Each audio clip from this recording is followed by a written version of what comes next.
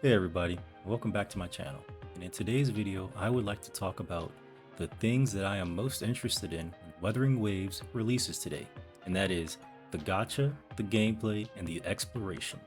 Now, in all gacha games, there's one thing that rules them all. We all know what it is, the gacha. And it seems like they're smothering us with free pulls. I mean, we getting a ton of regular standard pulls, and we're getting a good amount of limited pulls, and also the weapon pulls. With the weapon permanent convene, you can easily pick whatever you want, and at 80 pulls, boom, you get it. Now, what I'm thinking about is, as a free-to-play player, I might actually use that, but the problem is, if it's not for limited, it'll be rough for me. But limited 5 stars, you can choose whichever one you want, and for me, I know exactly who I'm picking. That's going to be Jean Shin. I'm going to pick her with my limited 5-star selector if I don't get her on my novice pools, and for my limited pools, I'm trying to get Yin Lin.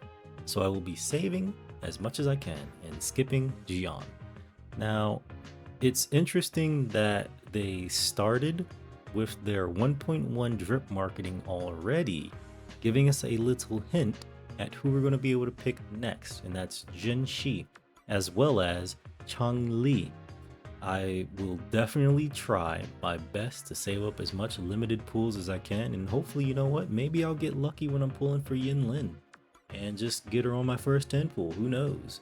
Gotcha games happen like that sometimes. I mean, for those who are lucky, I guess.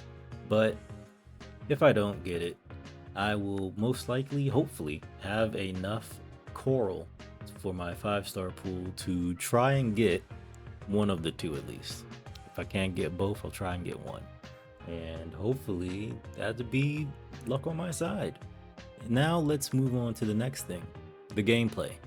And I thoroughly enjoy the Souls-like gameplay this game has. It seems very fast-paced at times, and with the swapping as well as the echo system, it seems like things will be very difficult in higher tiers, of course.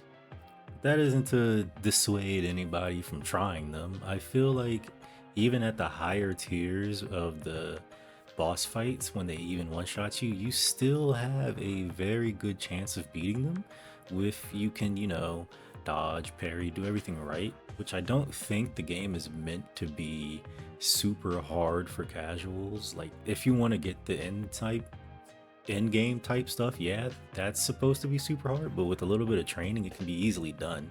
You just have to master a couple characters, and that's it. And same with the echoes, you can just keep grinding them, and if you run out, you can just go to your friend's world, maybe get some echoes too.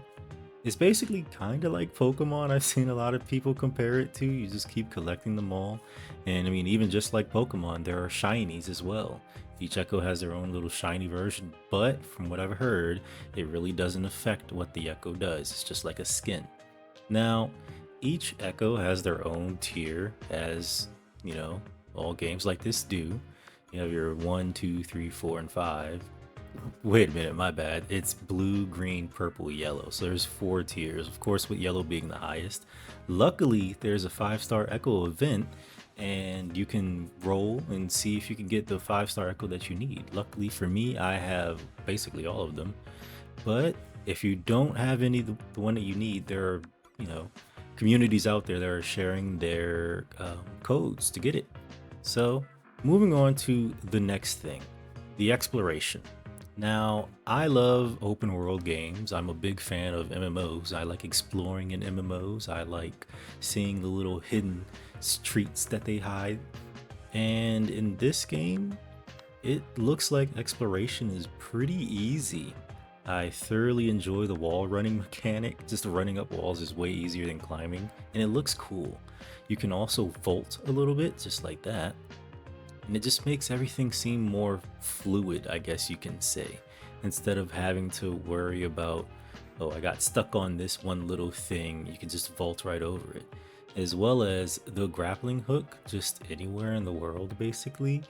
Seems like it can just save you from a high fall, but I did also see in another video falling from a pretty high height doesn't really kill you unless it's like a giant mountain. And maybe falling from one of those buildings over there might just do it. So there are a lot of things that I'm looking forward to and exploring in this world. One, the puzzles all look really nice. I would love to see the different vistas that they have, just like getting on top of the highest mountain or on top of the highest buildings in the game and just scanning the area. It seems like it's a very well put together world, and they did their best with it. It looks like they put a lot of love and care into it, and just seeing how far they can go with this and maybe new additions to the map later on. Who knows what they're going to come up with next? Maybe we might have a ice biome. I didn't see anything like that on the map that I saw. It seemed like a bunch of green and gray. Hopefully there might be an ice biome that I don't know about. But that's going to be it. Those are the top 3 things that I'm interested in for Wuthering Waves when it releases today. If you have any recommendations on what I can do to make my videos better, I would appreciate it in the comments. Thanks for watching, and remember to like and subscribe. Bye.